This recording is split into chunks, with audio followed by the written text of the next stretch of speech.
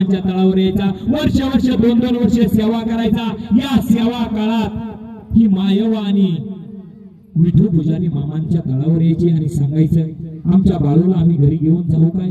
त्यावेळेस मामा गंभीर वेदनानं म्हणायचं अगं 27 महिने तुझ्या बाळू कुठे होतास, अगं याला जन्माला घालायला मला किती त्रास सहन करावा लागला हे मला माहित आणि वरच्या परमेश्वराला माहिती। अगं याला जन्माला घालायला मला सुदर्शन चक्र सोडावं लागलं।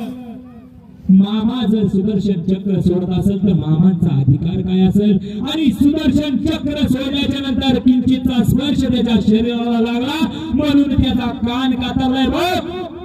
आणि त्या बाळूचा कान कातरलेला होता। मामाने सुदर्शन चक्र सोडून त्याला जन्माला घातलेलं होतं। अहो कलियुगामध्ये 27 महिन्यानं मुलगा पोटाला जन्माला घालणारा कलियुगातला एकमेव देव म्हणलं तर फक्त बाळूमामा। न भूतो न भविष्य कधी ना ऐकलेली घटना आणि कधी होणारही नाही ती अशी घटना त्या मामांच्या